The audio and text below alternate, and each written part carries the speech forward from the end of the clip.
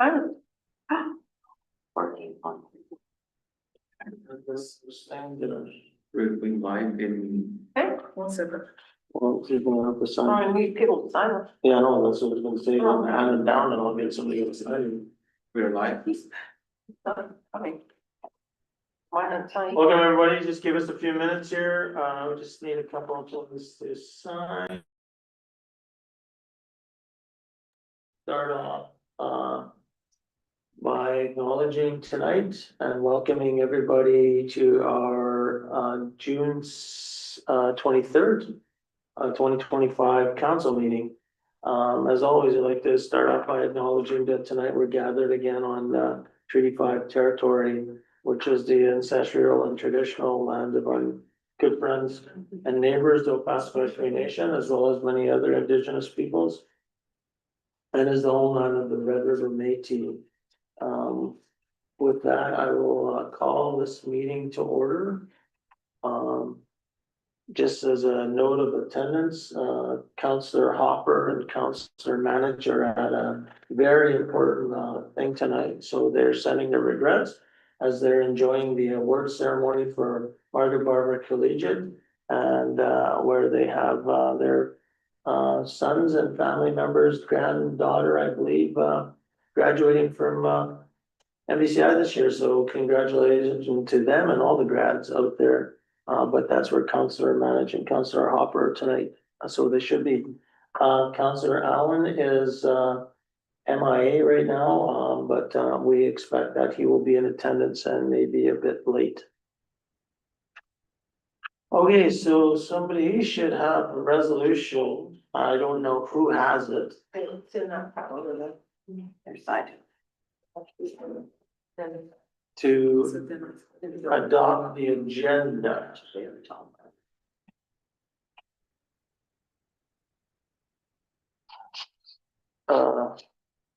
There's 113. This one's that's, Here, get those all. You can read them. oh, here, there you go. Your last meeting you get to read tonight. Okay, that's one. Oh, Yeah, Councillor Commodore, and Councillor Atkinson. resolution number 2025-113, moved by Councillor Commodore, seconded by Councillor Atkinson. Resolved that the agenda be adopted as amended, presented. Okay, so I don't see any additions to the agenda tonight.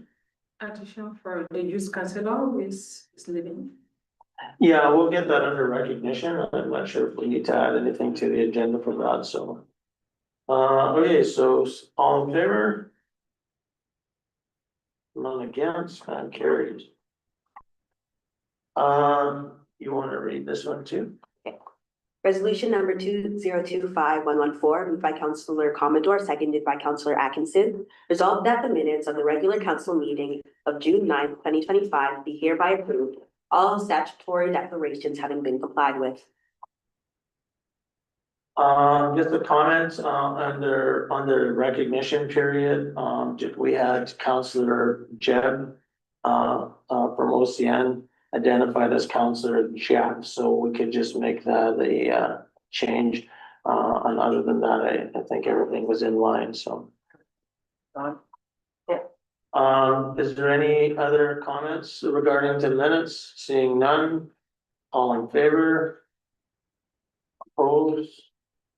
Carried. Okay, just want to start off with the recognition period, and I guess we want to recognize our youth councillor, Aniola. And on behalf of our council and our community, we want to thank you for everything that you've brought to the table for us this last year. Your insight and what you bring is a really important perspective to council to see what the youth want to have and have a voice. So we do really appreciate your commitment and leadership, and we wish you much fun and exciting in your travels, and I'm sure we'll see you around because you're going to be back in town. But I wish you a great summer and best of luck with whatever you're planning on doing. Great, thank you. It's been a great while being on the council. I learned a lot. especially about how it works and everything. So thank you so much for allowing me this opportunity. And thank you to all of you. Yeah, and I know we do have a card for you and Counselor.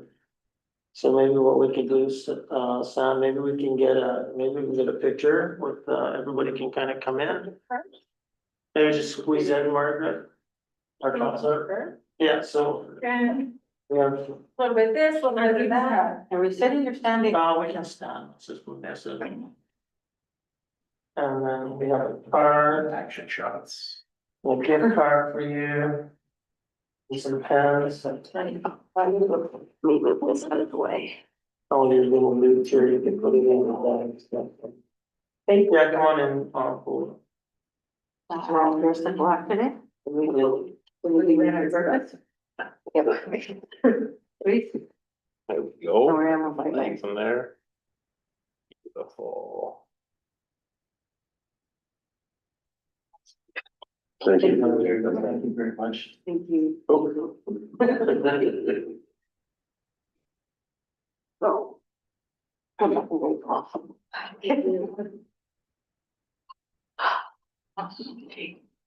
You're awesome, and we do, and like I said, we really do appreciate everything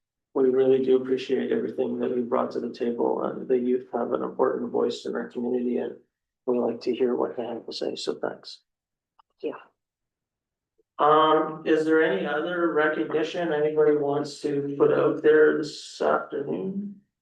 This evening? I would like to thank the person responsible for putting out the beautiful planters. I think that's Hummingbird, right? Yeah, So that's nice to see. Belkis, they have their flowers out.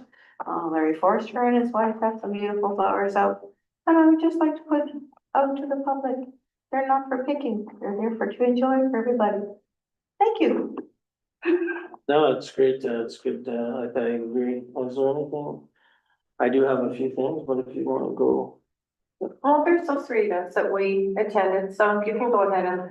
Yeah, so myself and Counselor Atkinson attended the Joy Ross grade 6 powwow and graduation. It was a great event and wish all the students there all the luck. We also attended the round dance with the PA Family Resource Center, which was again another great event, and it gives us an opportunity to learn and to grow as a community. And then on Saturday, the Friendship Center and I believe the Manitoba Métis were involved, and a bunch of other sponsors or the local MLF with the National Indigenous Peoples Day. It was a great event. There was a lot of music, the fiddlers, powwow dancers. I even got in a dance tandoor, like so I got a video of it too, if you want to see the video. Yeah. But it was a great event. And on the other thing, we got to, I attended was this, Scott Bateman, Middle School Awards Night.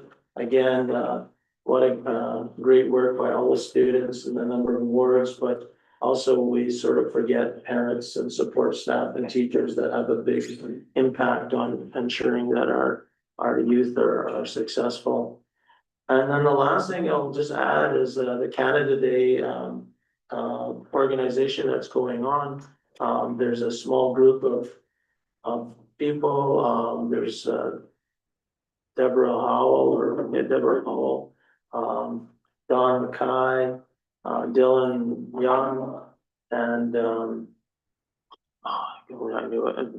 Jomar from KRC, as well as Jackson. They've really been the small group sort of organizing that all, but obviously there's a lot of support. Oh, and Courtney from OCN, counselor from OCN, Counselor Hester. But there's a lot of other organizations behind the scenes that are supporting that. I know the Kinsmen are heavily involved. The Rotary Club is involved. So it's going to be a great event, and I encourage everybody to try to participate on July 1st, because there's some fun things planned. Is there anything else? Grass cutting, weed control, street sweeping, all those kind of things that have all been coming from the public works side. It looks great. You know, there's always sometimes that it seems like we don't thank people for doing their jobs, but we do thank everything that everybody's been doing. And the firefighters, you know, we'll give a quick shout out to them as well for all Yeah. the work that they did over the past 8 weeks as well. Yeah, oh, for sure. Also nice to hear that a lot of them are getting to return back to their communities. Yes, yes, it is. So, and unfortunately, Creighton are allowed to go back, but because they have to cross through Flin Flon, a lot of the people from Creighton unfortunately either can't go home yet or else they have to go all the way around in order to get back home. Mhm. Yeah, this rain's hopefully helping, that situation, sort of lowers the risk going forward, but, from my understanding, you know, this could be short-lived if we get a hot spell, so Yeah. just continue to follow the authorities that are out there telling us to make sure we do the right things when we're in the backwoods and open fires and all that sort of stuff. Okay, so we have no citizens here. We're moving on to A1, closing of a public lane. Resolution number 2025-115, moved by Councillor Commodore, seconded by Councillor Atkinson. Resolved that by law number 4662, being a bylaw of the town of the Paw, to close a public lane and to appeal by law number 4648 to be read a second time. And this here is just what we discussed last time. This bylaw was passed already, but there was an error in a number on the resolution from the planning branch that makes us redo this thing. So with that said, is there any other comments or questions? Seeing none. I'll call the question, all in favor? Oppose, carried.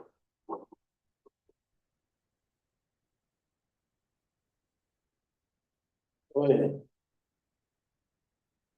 Third reading, somebody should have that third reading. Yeah. 4661. Yeah. Moved by myself, second by Councillor Commodore, was 4661. 4662. This was one, two. Oh, it says 4661 on this sheet, but it should be 4662, no? Resolve that to close for a third time, so just need to change that to a 2. Oh, it's the bylaw number. So this is gonna be a 2. Yeah, because the second reading is a 2. No, got it, yeah. That's why I was a little bit confused. Okay, moved by resolution number 2025-116, moved by myself, second by Councillor Commodore. Resolve that bylaw number 4662, being a bylaw of Town of the Paw, to close public lane, be read a third time and be passed. And this is a recorded vote. Okay, I'm in favor, Councillor Atkinson, Aye. Councillor Hopper is absent at his graduation of his granddaughter. Councillor Forster, In favor. Councillor Commodore, Yes. Councillor Manage is in the same space, and Councillor Allen. Aye.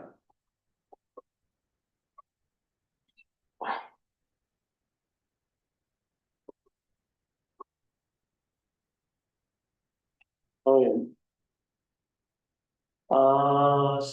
A2, speed zones. Resolution number 2025-117, moved by myself, second by Councillor Commodore, whereas section 98.1 of the Highway Traffic Act and the reduced speed zones, school zones regulation number 136/2013 authorize council to pass bylaws establishing the reduced maximum permitted speed for vehicles being driven on a highway within a school zone within the geographic boundaries of a municipality.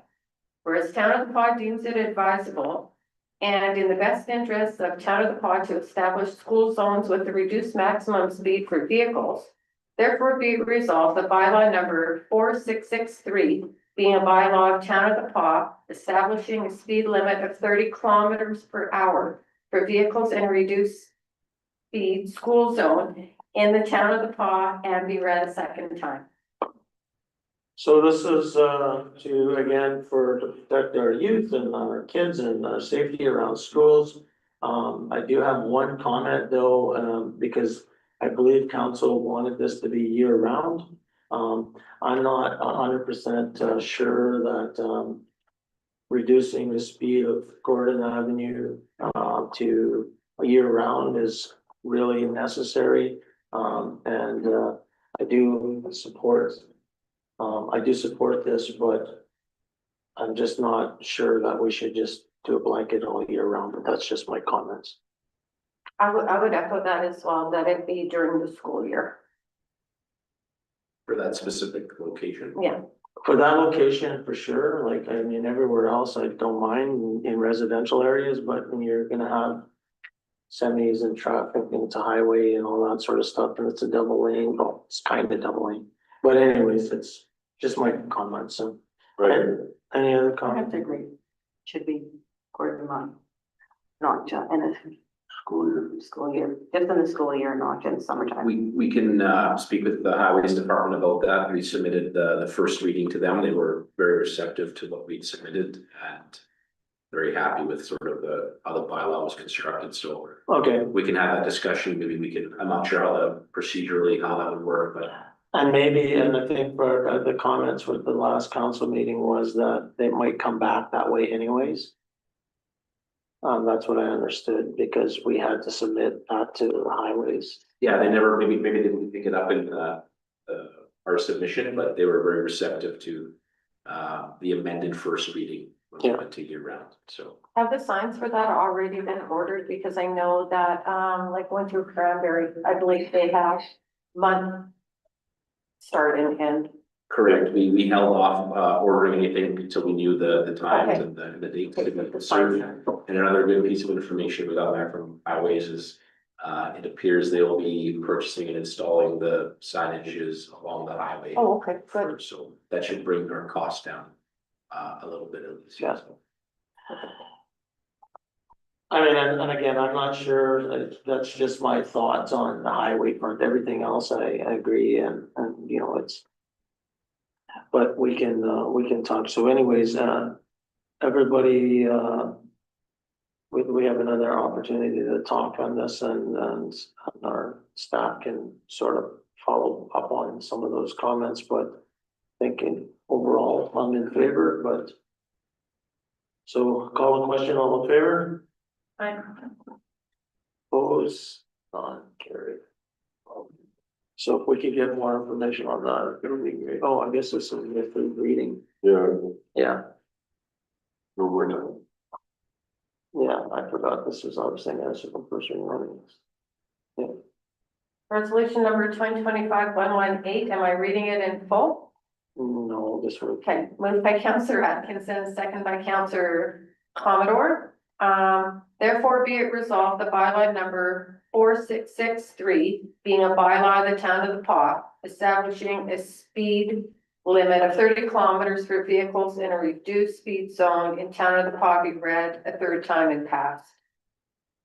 It'll be okay for how it reads. yeah, so, just for clarity. Does this bylaw lock down all zones and school zones? Or if we approve this, is there an opportunity to adjust Gordon Avenue if we see fit? We could always amend after, yes, Okay. always amend the bylaw as we get closer. This is just good to get us started, Yeah. try to get order signs. We'll reach out to our Yeah. contacted highways that we submitted the first reading to, and we'll sort of get, because maybe it was an oversight as well. So, yeah, and I don't think anybody here wants to slow down the process, but we do want an opportunity to amend if possible. By the sounds of it, so with that, call the question, all in favor, or sorry, it's a recorded vote. I'm in, Counselor Atkinson, Aye. Counselor Hopper's absence. Counselor Forster, Aye. Counselor Commodore, Yes. Counselor Manich is absent. And Counselor Allen.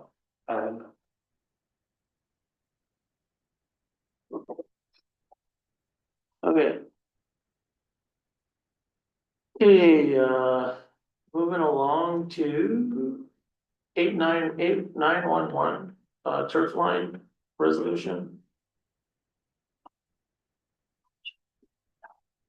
Resolution number 2025-119, moved by myself, second by Councillor Forrester. Resolve the council authorize the purchase of the turf line in the amount of $4,201.68.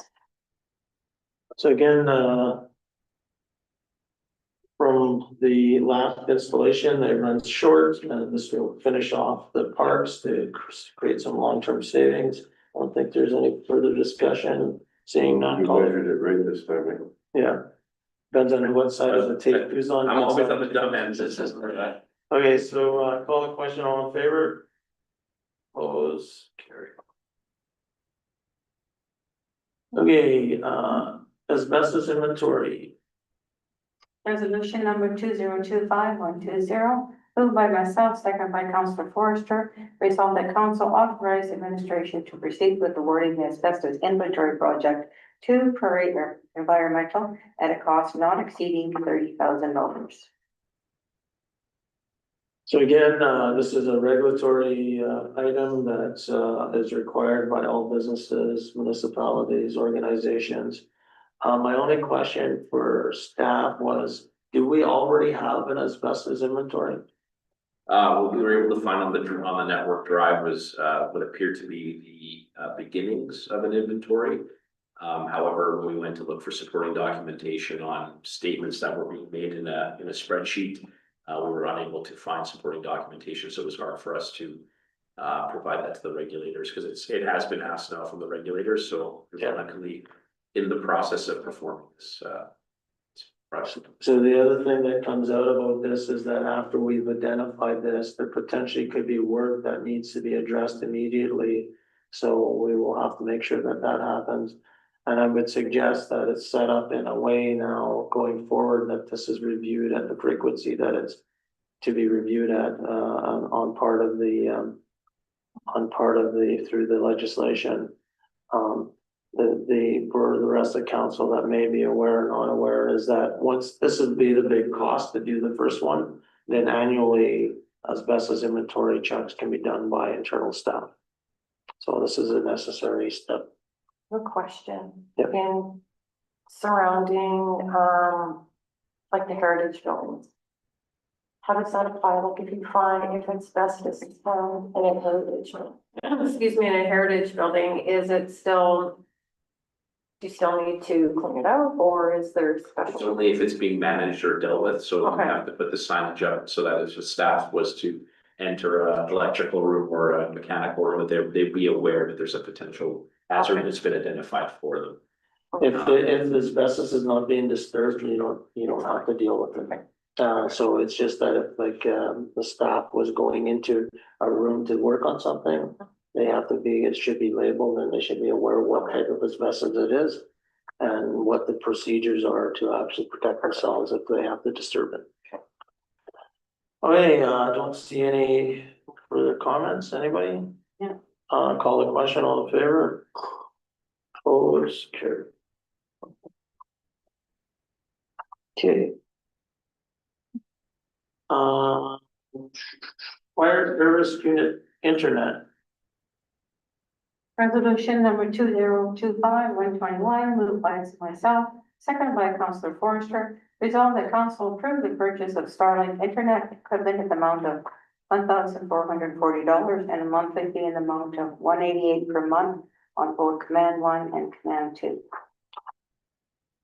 So, just a comment on this, like I said, my understanding is this is not, we wouldn't be paying $188 per month. Only if we need to use it, we would turn it on, right? If we don't use it, we are not going to pay for it. Yeah, But whenever we use it, even if we use it for a day in a month, we have to pay for that. yeah. And then the likelihood of us using this is. So anyways, I mean, I'm not sure if this is, personally, I'm not sure if this is really necessary, but because of the low cost and again, reducing risk and providing tools. Also, I would support it, but I'm not, if this was a lot more expensive, I would not, think it's necessary, but for $700 per unit and only used when we need it, I would support it. And the fact that it can also be, moved from one vehicle to another. Yeah. And I do think that there's an opportunity. We did see that this year. You never know if we might need to see it again, so I think that there's some opportunity there, so. Is there any further questions with regards to this? Seeing none, call the questions, all in favor? Opposed? None, carried.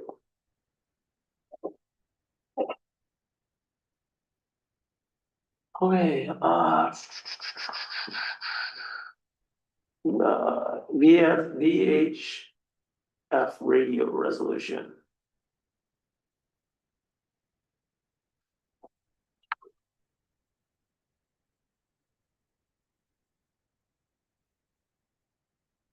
Resolution number 2025-122.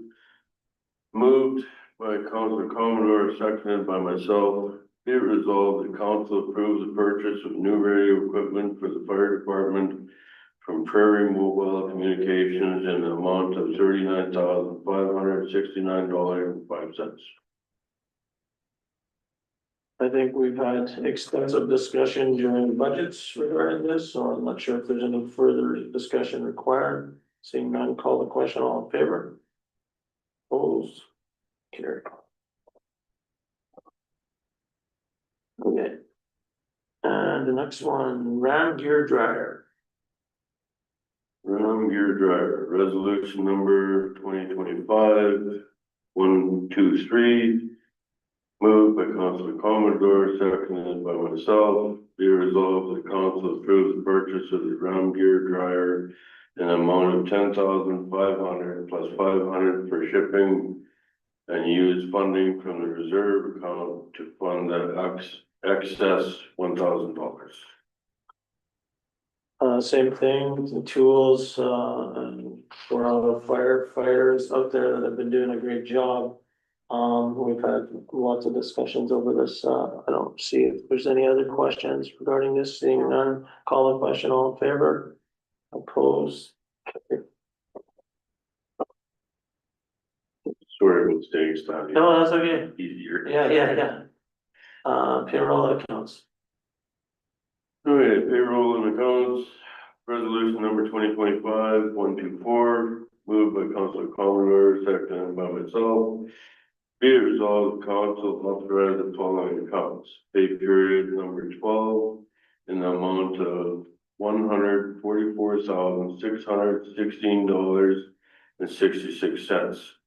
General checks number 32614, to 32658 in an amount of $73,848.75.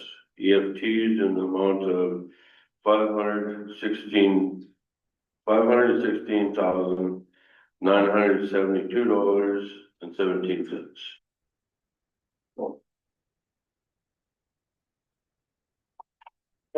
Any questions regarding the check registry?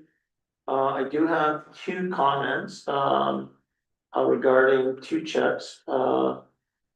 The alternator that was part of, I'm sure it's, well, the one for the Jam, Turk Road excavator or bulldozer, I'm assuming that gets charged to the fire that was taking place at Turk Road, because I believe they were using it to plow a fire break. I'm just asking, and I'm not approving it, I've already signed the check, but I was just looking for clarity.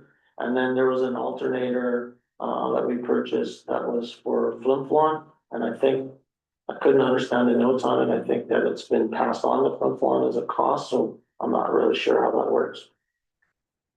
But either way, just maybe we get some clarity on that for the next meeting,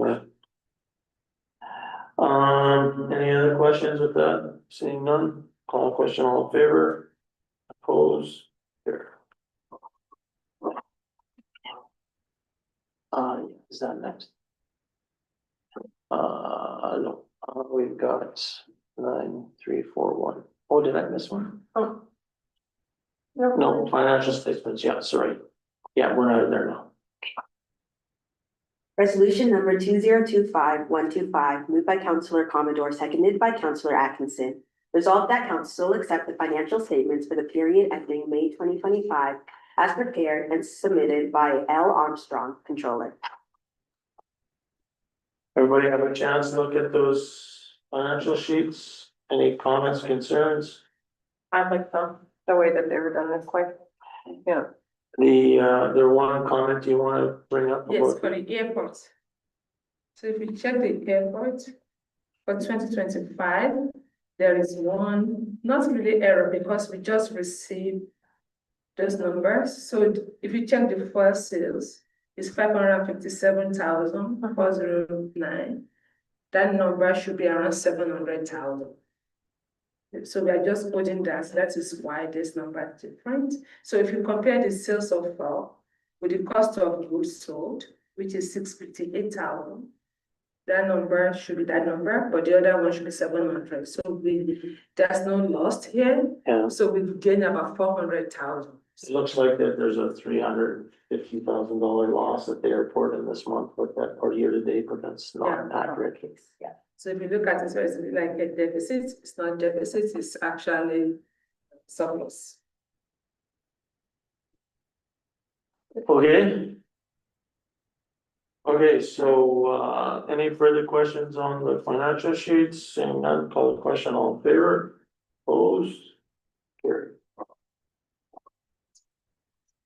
Board of Revisions. Resolution number 2025-126, moved by myself, second by Councilor Commodore, whereas the town has received notification that the sitting of the Board of Revision date for the 2026 assessment roll will be Monday, December 8, 2025 at 5 p.m. And whereas in accordance with Town of the Paw bylaw number 4616, being the organizational and procedures bylaw, council sits as the Board of Revision. Therefore, be it resolved, the council sit as the Board of Revision on December 8, 2025 at 5 p.m. in council chambers, 81 Edwards Avenue, to hear appeals for 2025 taxes added and the 2026 assessments.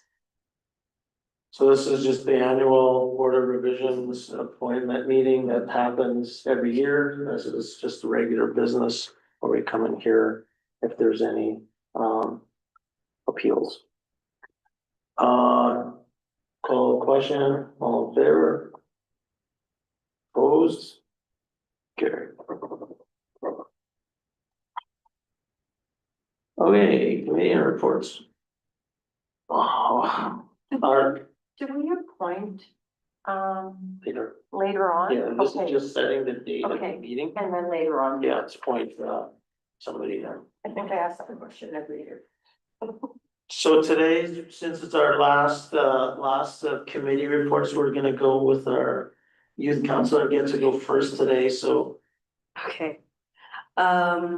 So with the school year wrapping up, we have a lot of like graduation festivities and stuff. So tonight, we have Councillor Hopper and Councillor Manage both at the MBCI award ceremony, as you know. And on Wednesday, we have the grade 12 graduation at MBCI. At 1 p.m. is the ceremony, and then they have the parade from 6:30 to 7:30. What time is it? Oh, yeah, 10 o'clock, the graduation? The party, Or no, 12 o'clock, the 1 p.m. is- 1 p.m., okay. Good, anything else? No. You know, nothing else for us? Gonna wanna make something up? No. And with the parade that the grads put on, it's absolutely wonderful to see. See, or usually nobody sees all the guys all dressed up and the girls in their beautiful dresses. And it's just a way to showcase themselves. And I know I usually go to it every year and and, a lot of people do enjoy it, so, yeah, like to see. Okay, museum board, Councillor Commodore. Okay, I made half the meeting because I was working, so I got there just in time to, volunteer myself to do the membership drive at the Grub Box. Sat there for 3 hours there on Sunday. We had an exhibit night and I offered cookies and I served the wine. There was about 24 plus people that came to that. There was Ella Duncalf and she has a lot of paintings up there. It's worth seeing. Okay, and we're getting ready for the Canada Day Parade. So we're gonna have a very interesting vote. People may guess what it is. Nice. And our next meeting is September 9th. Chamber, it's Councillor Manich is away tonight. CDC, we did have a meeting on June 11th. We've got some things that I will share, updates on some developments in camera, because they are still under development, so we can't really share, but everything is going well. Destination marketing. We did have a meeting. Fortunately, it took quite a while, so I had to time out halfway through it. There was a lot of discussion around rodeo, egg grounds coming up. I was busy with work and there was no way I could get away. Ended up with a lot of people then. So I'll let you know as soon as I get 2 minutes and talk to you again and find out what took place in the end. Cedar Lake.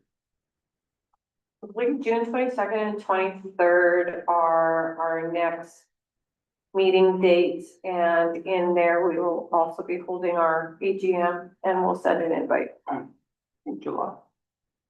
Yes, July, did I say June? June 20th. Yeah. Yeah, it's not tomorrow or today Or yes, you- or yesterday. Yes, July. Recycling board, we had a tour of the recycling facility. Myself and Councillor Hopper on last week. Interesting challenges that they have up there. And I'm sure we're gonna see some stuff come to council here in the next short while with regards to some potential supports. Library board, Councillor Allen. There was a meeting, unfortunately, I had a work commitment pop up the day before, so I had to not attend unfortunately, but I haven't seen the minutes yet. And I haven't seen a date for a new meeting. I'm assuming it won't be till September. KSD, nothing. Okay. And I'll just, anybody else have anything else to report? I have a couple of things. So I attended an HIV presentation a couple of days last week sometime. And very interesting and eye-opening with regards to the impact that that's having and the potential spread that's going on around us and around Canada and around Manitoba. It was interesting to learn that females are actually more susceptible of, or that was really reported. The report was the presentation was done by Dr. Stone. And what I'll do, as soon as that presentation becomes available, I'll share it with council for your information. Like I said, I've been attending the Canada Day push to get that all organized, and thank you to those that are supporting that. We had a good meeting with Manitoba Housing last week with regard to some of the challenges that they have in front of them, and so you know, we really wanted to let Manitoba Housing know that this is not we're not critical of the staff that are, or the challenges that what they have in front of them, but we want to be able to support them to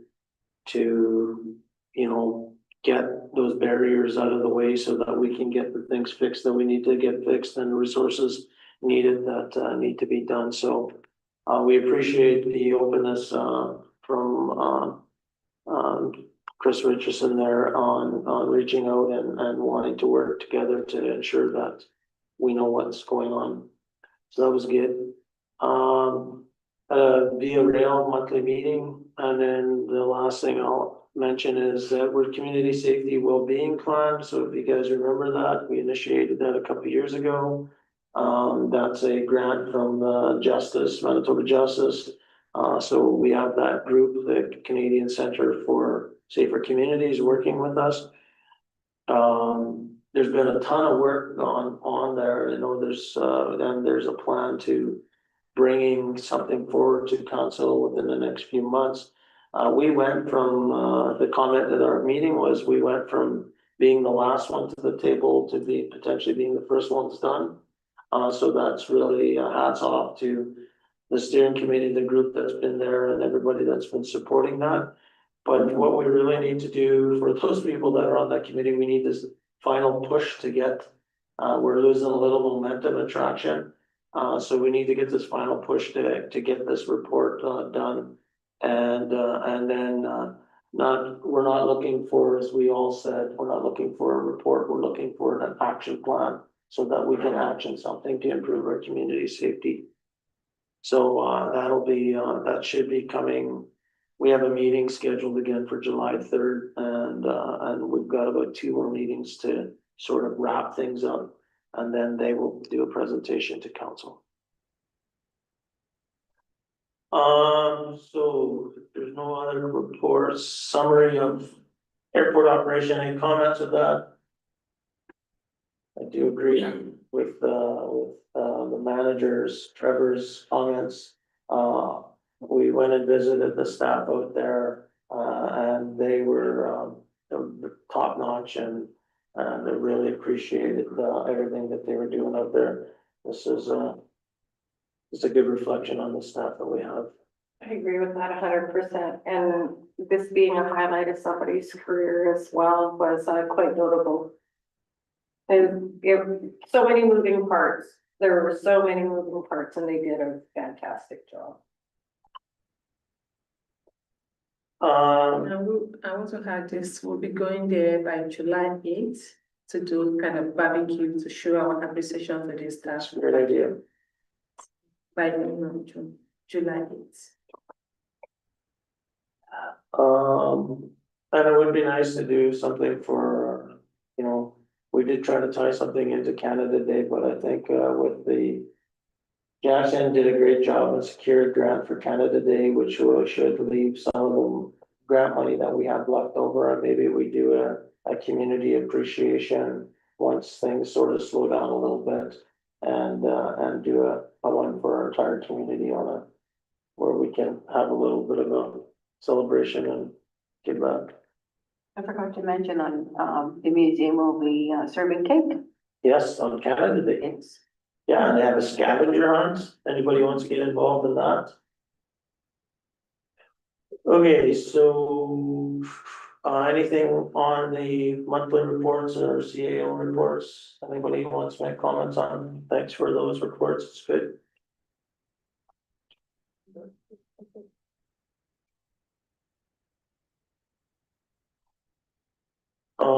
Outstanding unfinished business.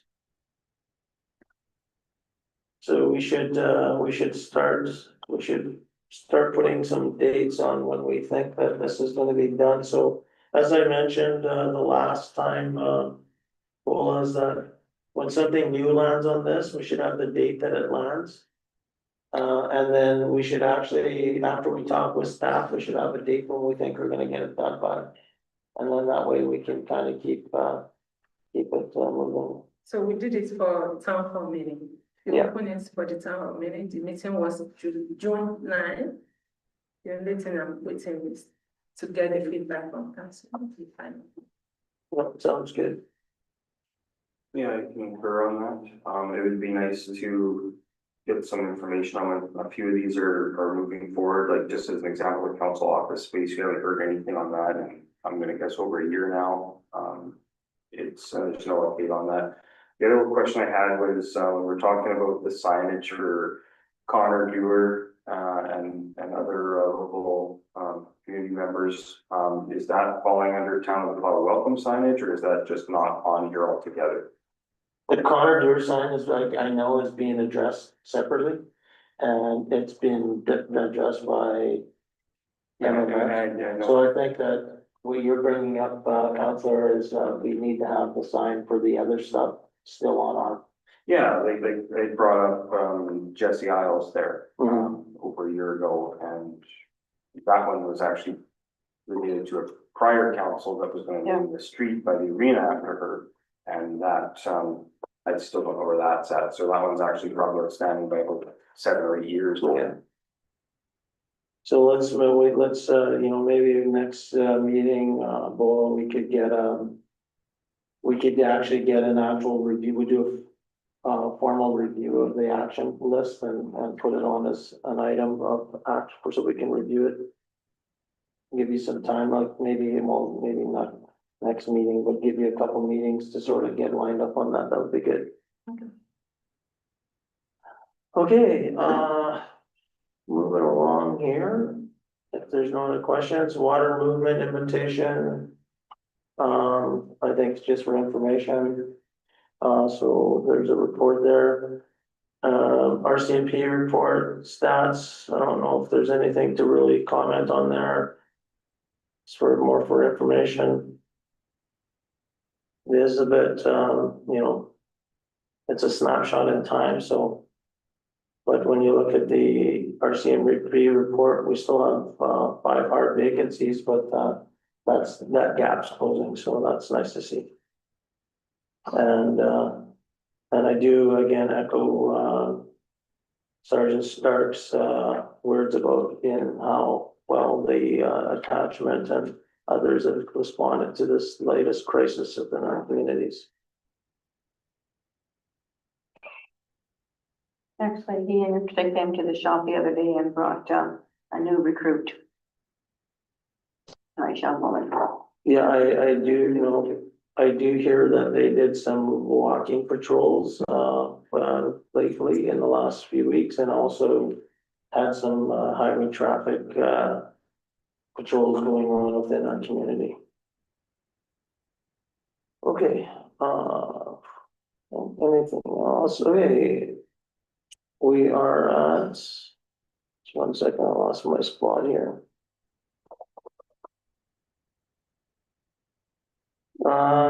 Citizens period, so is there any citizens here that want to speak? As a citizen or as a town employee? I'll be speaking under the Wildfire Association, so. Oh, just come on up. So I'm not familiar with council seats, so are these seats too? Yeah, you guys can sit down. Just introduce yourself and. Yes. Good evening. Thank you for taking the time to hear us out today. We're here on behalf of the Fire Association to talk a little bit about our current wages. So my name is Karen Gallagher-Lefort. I am the president of the Fire Association. Myself, Xander Medelius, I'm the vice president of that association. And we also have 2 other members of the Fire Association with us today. I believe that a document was circulated to council that looks like this. Have you all received a copy? Nope. No, there was a request for increment, and this has to do with union. But by the time I receive it, the time has already passed, but they will not see. So the manager tell me. Just go ahead. No worries. I was just But asking. council has not received that because of the time I received the issue sheet. We call it issue sheet. Okay, no worries. I was just double checking because I won't reiterate what's on here if you've already read it, but considering you haven't, I'll give you a bit of context. So we're approaching you today because our wages remain the same as they were in 2015. And at the time in 2015, when they were negotiated, it was definitely good compensation. But as of 2025, we're not finding the same situation. Many of the departments across the province have considerably increased their wages to firefighters, and we would like to have council consider meeting the provincial average or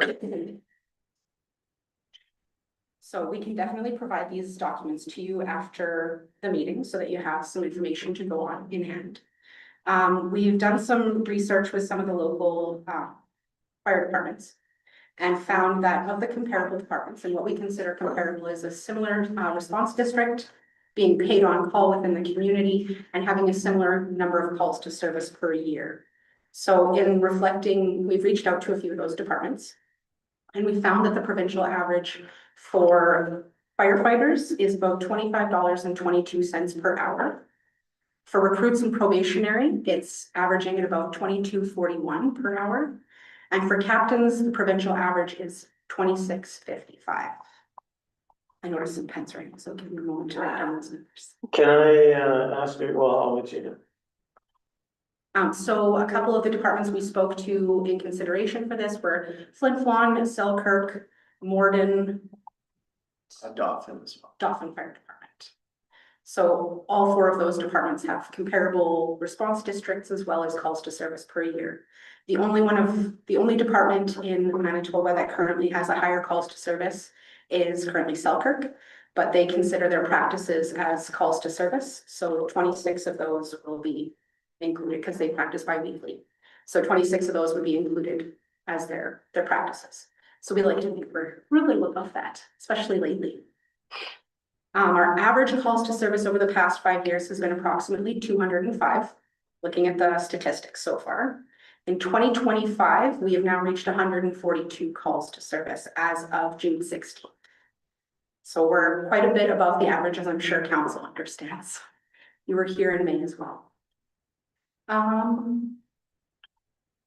Yeah, so what we're asking for in summary is we would like to propose $20 an hour for probationary firefighters. That would be our firefighters that are brand new to the department. They're starting to begin their training, but they don't quite have the skills required to be filling a truck on their own. So they're generally partnered with a more experienced firefighter. For firefighters across the board, we're looking at $25 an hour for an ask. And we're asking that our captains receive $28 per hour. So the reason for the increments is because there is a lot more responsibility as the positions go up. And we feel that they should be compensated depending on the responsibilities in a call. We would also like to propose a training bonus. So at the end of the year, if members are able to meet or exceed a minimum training requirement, we give them a little bit of a bonus for that. We find that for training, our current wage is lower than our calls to service. And training can be quite dangerous if we don't have enough members available to practice the skills that we need to practice. So being able to reward members for coming out more often and training, this promotes success in many different ways. So when we train together, we understand how the tools work. We can rely on each other to have the same type of training on the same equipment. We communicate a lot more effectively on scene if we're all at all of these practices all together. But right now, with the $15 an hour for training and no current bonus, it's a little harder to incentivize firefighters to leave maybe their evening job or, you know, family dinner, birthday party, things like that. And we definitely value family. Incredibly, it's very high on our list of priorities, but making sure that we're all trained to the same standard, understanding and communicating well and understanding our equipment is very important to our success on scene. I also want to just kind of say, so as of right now, there's 2 different wages earned, one for calls of service, fire emergencies, and then another one for training nights, scheduled training nights. We're looking at having the wages that we talked about for both training and for calls, they would be the same. Just a question, what is the wage for the actual call to service? So the calls of service, as of right now for firefighters is at $18 an hour.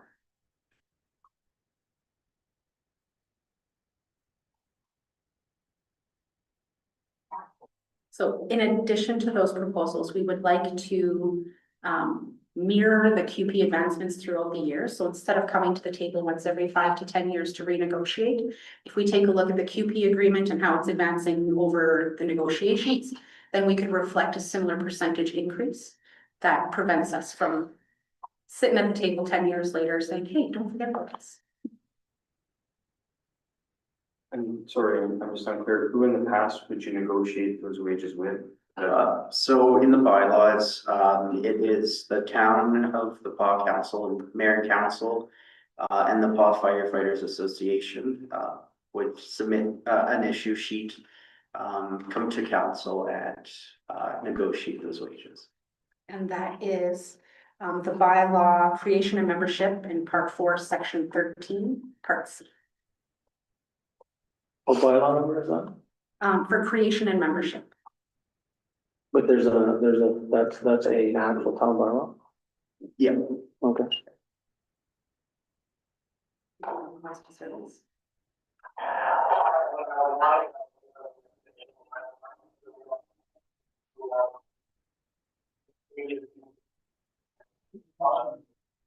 Sorry about that. Do you mind if we respond while, and then we can table this for next time? Well, I was just gonna tell you, we're not gonna have a debate, and so we're hearing what you have to say, so we don't know anything about it. Council will discuss it. I believe that, you know, they'll need to, if that's the case, there's been no increase in 2015. Obviously, there's something wrong there, so. We come to council next, council meeting, so they will see everything, then we discuss it. It's going to be in camera because it has to do with personnel. Okay. So Yeah. we'll get back. Thank you. If you have any questions in the meantime, please feel free to reach out to any of Oh, us. thanks for coming forward with us. Have a nice evening. Thank you for your time. That was Thanks, fixed. guys. Okay, moving along. There's no other citizens or committee as a whole. Yeah. Yes. Resolve that we now move ourselves in committee of the whole with Mayor Murphy and the chair to discuss matters requiring our attention. Everybody okay with that? Okay. So, Public Works, street pools, issue sheet, Councilor Allen. Yeah, I brought this forward, unfortunately, there was a photo I submitted that didn't make it with this, but I think anybody that's gone up and down Third Street kind of knows which poles I'm referring to. There's others throughout the community as well, it's just a more visible area. Essentially, you know, just talking about, community beautification, that's something we really focus on a lot now that summer's here. It'd be nice to see those poles painted or perhaps even removed and replaced with the kind of stainless steel ones they got now on some of the newer signs. Probably I could have even added into this issue sheet about some of our street signs as well, they're getting rather faded and. I really do like the street signs we have in the downtown with the Adventure Territory logo on it. It'd be something I wouldn't mind seeing that house replace right through the town with that. How do you feel about, sort of the U channel, the stainless steel ones? I know, it was a significant savings that we sort of stumbled into as we we're transitioning between different sign pool and, we sort of caught on like, oh wait, that's not our sign pool, and we looked at the numbers, significant savings on it, so. I have no issue with it. Like I mentioned, I'm assuming the ones I'm talking about are the same ones you just mentioned there, that, the stainless steel ones, and yeah, I think those are totally fine and acceptable. It's just, I don't like the look personally of the rusted out looking pole, and it just. Could we get a sort of a multi-year plan laid out on what that looks like and maybe attack some of the high, you know, the bad areas right now, and sort of, let's put together, this sort of goes back to asset management, you know, it's. Are we at the end of our life, how are we gonna maintain the equipment that we have and build a plan to sort of make sure that whatever we do becomes maintenance free forever in a year and never have to worry about it again. So can we bring get some ideas forward? yeah, can we get some ideas brought back to council? That would be good. But I think, I'm assuming council is in agreement with that. Yeah. Okay, Councilor Hopkins, on graffiti removal. Yeah, so it's, obviously this has been something I brought up in the past with graffiti removal. Looking through some of our bylaws, I don't see anything actually setting in sort of standards for graffiti removal. Under one of our fines and fees, there is actually, a fine or a fee, I believe, for graffiti removal that was attached to a bylaw that was actually repealed last year. So I'm not even sure if that fine actually exists anymore. And I'm unclear on exactly how graffiti is followed up on by the town, and what enforcement measures we have to encourage somebody to remove the graffiti, if they choose not to. As we've seen around town, it's clearly graffiti all over the place now, and it's getting worse. And I don't know if it's because there's a lack of incentive to remove it, or maybe it's the fact we don't have COPP going around doing the removal that they used to, or covering up that they used to, but there's several businesses, even in the downtown now, that I see that have graffiti on them, and it's just sitting there for weeks and weeks and weeks. I do know, last year, our summer students did spend a lot of time removing graffiti of Devon Park and stuff, but I do agree with, Counselor Allen, there's still some spots that maybe we need to bring the attention to the owners to say, let's, as a first step, let's do what we can do. I think there's programs, at, I think, with your co-op that Yeah. provides discounts on paint and stuff like that, so maybe we could, as a first step, before we start dishing out fines, that we could do a little bit of a promotion and push to see if people can get things cleaned up on their own. I know there's MTS boxes, or not MTS, I guess, Bell boxes that need to be cleaned up, and you know, there's one, I know the one you're talking about downtown, like on the bank, but even the town of the Paw, you look at the ODR, there's got somebody's drawn a nice picture of something that the guys are hiding right now with a can, which is good. It's been on there for quite some while. But it's, I think we get started. I know I went down through Devon Park the other day, and Devon Park is completely tagged everything. There's nice, plaques that just tell you about the history, are covered in paint and. And the brand new skate park. Yeah, the Brandon Skate Park is, but I think, I believe the staff might be already working on that, because I heard Yeah, that- we had one of the members reach out about that, and we'd spoken to the gentleman that constructed the skate park previously. And we put him in touch with, put us in touch with the type of paint that would be appropriate to use. So if you're traveling on the surface of the skateboard, there's a special type of sort of paint that you have to use. It doesn't. Anti-graffiti, yeah. Yeah, so I know that the rec director is in touch with purchasing to purchase that. I don't know where they are on that. So maybe as a first step, I don't know, last council, we could get maybe some promotion on what we need to do. The things that's happening in our community, maybe get some promotion to owners, business owners and homeowners to get cleaned up, sort of link them to the programs that are available to reduce the cost and sort of do that. I would also suggest that maybe our community safety officer manager can add this to his list of things to do and take some pictures and highlight where it's bad and see what we can get There's done. got to be a way of doing this without punishing the homeowner or the business Yeah, owners. exactly. Because other people are putting graffiti on their building, and then all of a sudden you come out to them and they clean it off, or they spend the money to paint the whole side of the building. Because matching paint after 25 years is, you're painting the whole side. Yeah. And then all of a sudden, as soon as it's painted, they come in and they do it Yeah. again. I took the time a few years ago, in between when I was council last time and this time, and took spare paint that I had and went and painted blocks as close as what I had for color over top of what they had tagged the buildings with a MW and all these different gang signs. And within 2 weeks, they had new ones on there. So you can't, my theory is you can't keep tagging the business owner every time, unless you can start getting these people that are putting the marks on the buildings and finding them enough to cover the cost of removing the tags on the buildings.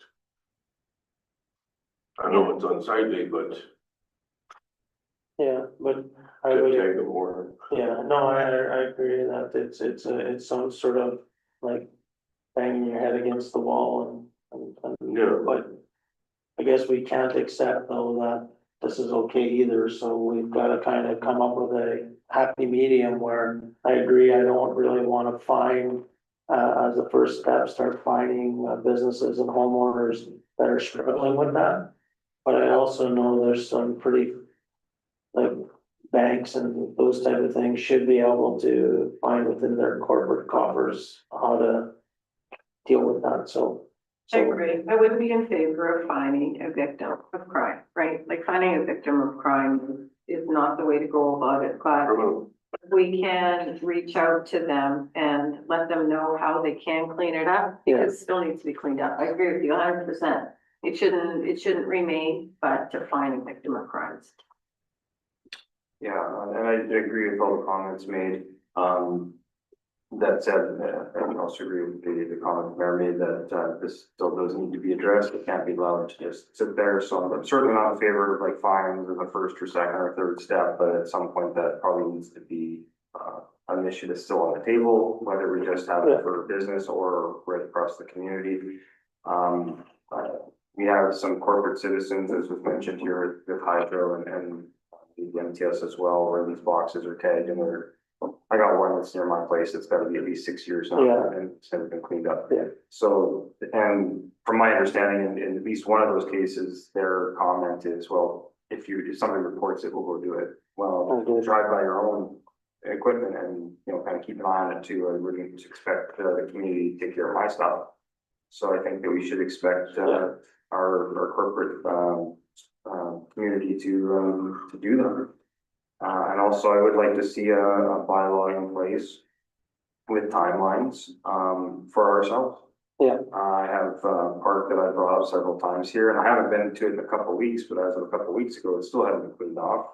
It was supposed to be the test park for graffiti removal, and last, again, 2 weeks ago, there's still graffiti there that had been there from prior to me being on this council and prior to running. So I don't know what timelines there are, but if expect graffiti to be removed, I think the onus should be on us to be the first one to remove our own graffiti. And there should be some sort of timelines in place that we hold the public to, that we also hold ourselves to. If I remember correctly, Counselor, I'm just going from memory and it's not the best all the time, but I believe that part that you're speaking to, they did try to remove that graffiti with the tools that they had and weren't able to. But they did use that same cleaner and were able to take it off the benches and stuff on the out of Devon Park. So not to say it's okay, but I just don't want, I think that it still needs to be addressed, and I do agree that we need to hold ourselves on a higher standard than everyone else. Yeah, I'm not disputing that they may have tried, and that, obviously there's probably not one fix all kind of solution for graffiti, but if we have graffiti that can't be removed, then it should be covered up, or maybe that part needs to have a few dollars spent to revitalize the equipment. And what I was gonna mention is maybe, staff could come forward with a plan that if we can create a graffiti removal team that just goes out and does a block of time or hires some small team of people and come with a budget on that, or hire a contractor that after we've given people the time to do what they're supposed to do, and maybe we just have to take things into our own hands and instead of finding somebody, just take care of it, especially in the high traffic area. So when it comes to the parks, is the graffiti removal something that a green team can do, or is it too toxic? Is there special training that needs to happen with that kind of stuff, or can it just be in their vehicle and if they see it, clean it? I believe so. Jim Lamonte was doing it by himself for quite a while. He's looking after all the benches in Devil Park. I stopped and talked to him many times when he was doing it. Yeah, And unfortunately, he said the same thing. Within a week after doing it, they had new markings. It was within 12 hours last year, but it's green team could, the green team did do it last year. They did a little bit of it, so sometimes we have to get the hot water pressure unit in, that becomes a public works sort of support. So when, for instance, when the murals on the walking path, for instance, were tagged. That required the public works support to get it done, so it's kind of a collaborative effort when requested, but I think you guys hit the nail on the head. One solution is not gonna work on all of them, unfortunately, so it's definitely a moving target. I think I like the idea of also just starting with reviewing what does our process look like, and if something got sort of out with the bathwater on previous bylaw, I think that needs to be addressed as well. But I also think some communication out to our community that says, hey, we've got a bunch of graffiti around, you have some responsibility to clean it And I'll up. dig around to see what other communities, how they're approaching these things. I'm sure it's, not a unique situation for our. Yeah. No, not at all. And maybe it's something as well that we can encourage the public to report so that we're not spending hours scouring all over the town looking for graffiti. And I do totally agree with what Councillor Forrester mentioned about that sometimes they'll cover it and it's right back. But it comes right back to that broken window theory. You're gonna let the broken window sit there and the next window's gonna get broke. We gotta stay on top of it. Yeah. Okay, so some good actions and discussions around that, that's good. Anything else on that part? So let's talk about the Winton Pool dehumidifier project. So apologies for the long-winded issue sheet. We were just trying to put all the information together. So like in summary of it is that the prices have come back significantly higher than we anticipated and hoped. It's going to leak into the 2026 calendar year, sort of no matter what or how we proceed. We've requested an extension on the bids to hold them for 60 days while we determine what the appropriate way to move forward would be on this project. We currently feel that moving forward with bringing a team in from Winnipeg that are Desert Air sort of adjacent that work for Desert Air that's the make and model of our unit, to have them come have a look at the unit and maybe spend a little bit of money trying to address the unit itself. Might be a good first step. We've had conversations with the province on the grant side, and they have been very supportive. Basically, anything dehumidification related, they will support us as long as we're making those strides in that direction. So repair of the existing unit, 50% covered through the grant. So I think previously we had about $30,000 was the quote. So being able to capture half of that through a grant, I think is significant, and could have a significant savings if we go down that road. We started exploring the retractable pool blanket to knock down the humidity. Those are the type of savings that not only help the pool and the structure, but also for the savings to our ratepayers to make sure that we're putting good money. So Have we never had one of those, like ever? not that I can recall, but I've been, yeah. I'm trying to remember my old sweet days. I'm trying to think back to, So, I mean, I guess the bottom line is that we don't wanna be in a position where we're having to spend $20 million for a new pool. Because our building is rotting and our pipes are rotting. So, down the road, we're gonna need to do something. We did have a study done a few years ago that said, we're not at that point, but we need to invest in the tools and the equipment needed to protect that asset going forward. So I don't think a 1 year wait is a big deal to move it to next year. And if there's something else we can do, like in the meantime, that may resolve some of the issues, then we should, but my concern is not what's next year, not the year after, it's 5 years or 6 years or 10 years from now, and the council is sitting here saying we should have spent the $1 million when we had it with the deal. Now we're looking to place a pool roof because the building is rotten. So yeah, so I support your recommendation. And what you've put there is to bring in the experts that own the equipment and tell us if there's any other way we can get around it. And while we're continuing to move forward with the right to protect the equipment. And hopefully, maybe, you never know, if we get lucky and the guy says, you need this, and it's a lot less expensive and you can get by because if you look at the equipment outside, it looks brand new.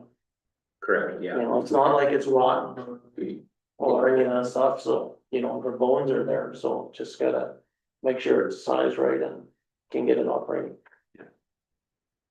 When did we get the grant in the first place through BSC? 2020, This is a 2020 year, or 28. Over a year since we were awarded? I believe it was right before the premier did the visit to our community. I think it's 2021. That's So we're 4 years past being awarded this money. almost, yeah.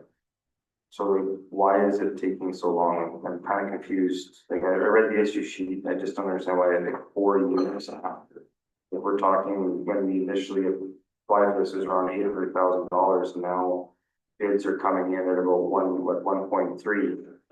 Now we're talking about waiting another year, so it's gonna be what, another 5-10%. Like we're doubling the cost on this potentially here. I'm kind of confused why it's taking so long to do this.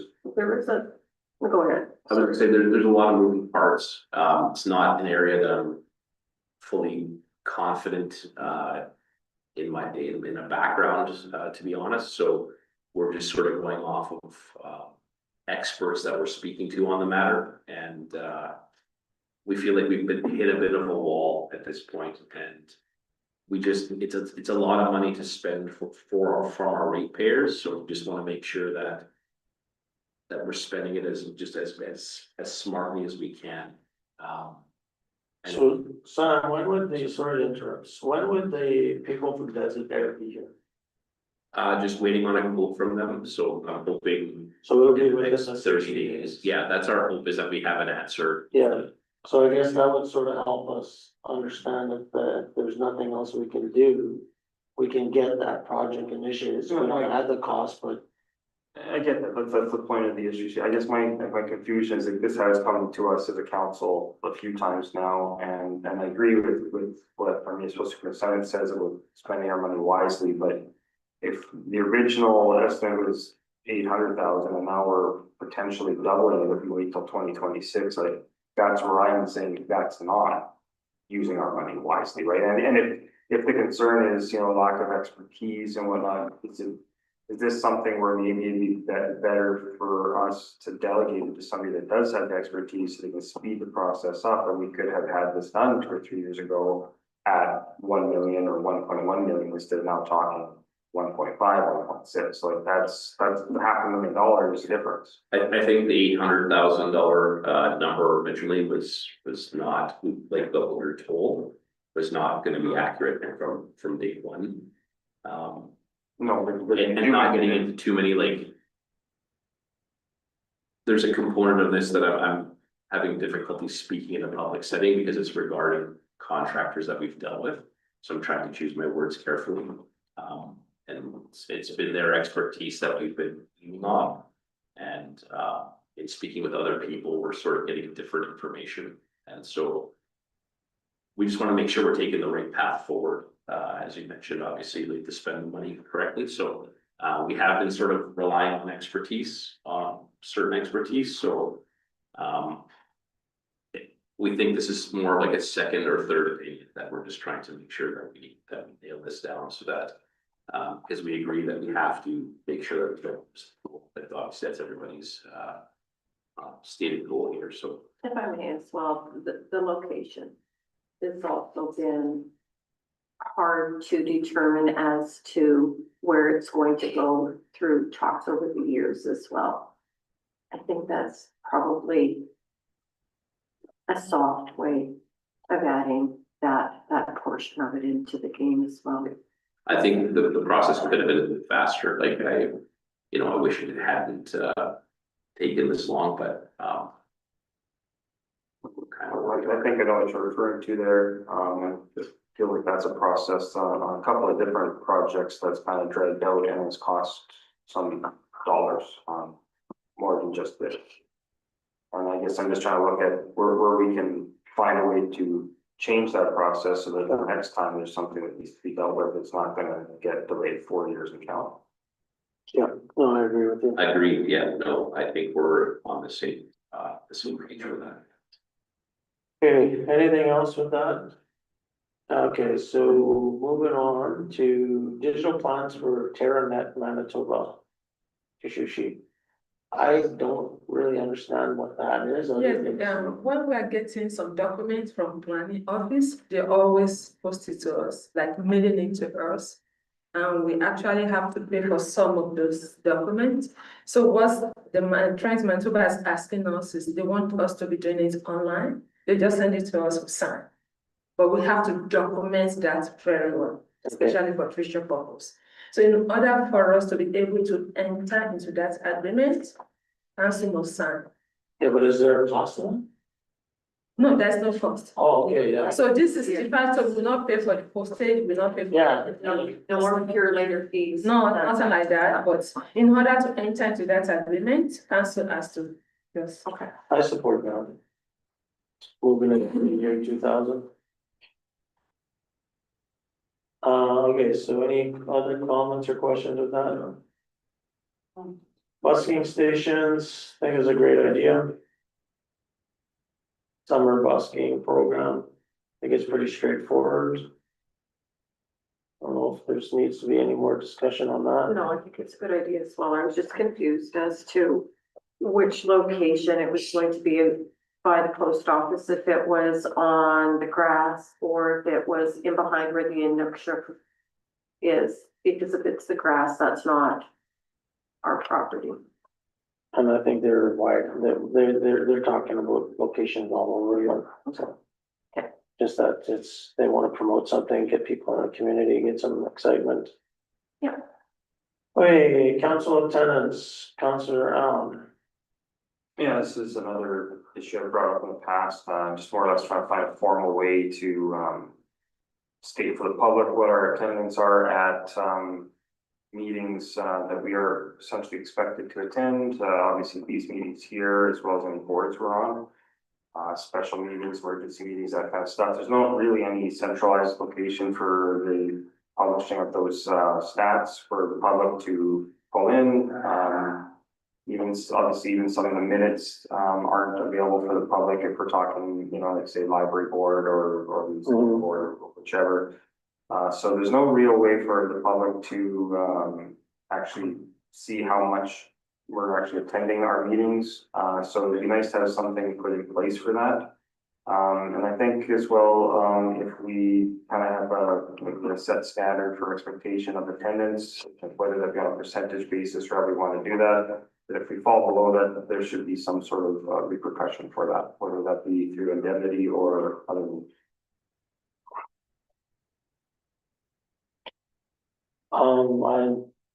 I think we could get Bola to set up a spreadsheet to keep track of that as a report. I guess the only issue I see is she doesn't know when all the board meetings are. So that would be one of the challenges. My only comment regarding reduction, I don't really bother me if we want to do a reduction of compensation. But I hope that council's doing more than just attending meetings for their compensation. Well, obviously I hope so as well. I mean, like I said before, if this was an unpaid position, I'd still be here. Yeah. I think I'd probably speak for most, if not everybody else that's ever sat at this table. That said, there's still needs, in my opinion, a consequence if you're not gonna. Yeah, what you're no problem expected with to that. do. Yeah, so we could, maybe we could, if Bola, you could maybe do a little bit of research out there for us. On how you could track attendance for all the committees that everybody's on and what people attend and, you know, maybe what we even do is maybe we should, as a council, just report at every council meeting, or monthly, what your attendance was and what, so we could create a report, but let's start with, just getting a process set up for that and we'll leave it at the Bola. Any other comments or questions with regards to that? As to making that information available for the public, would that be also posting it on the Town of the Paul website Yep. as well?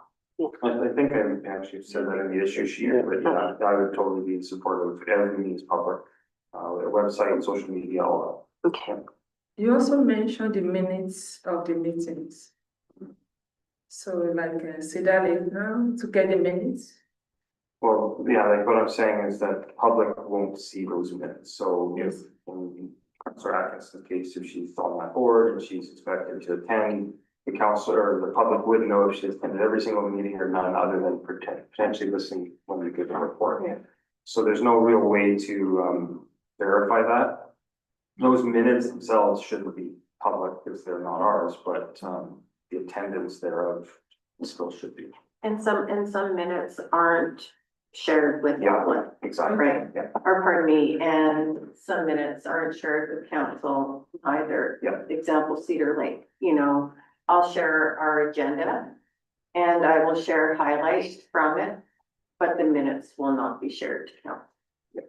Yeah. I have to agree with that, but there's a lot of things, meetings that it's not for the public need to know it's that entity, so. I'm not interested in sharing to the public what's going on at those Yeah. committees, that's their purview to do, but whether we are at that meeting should be still for the public to understand.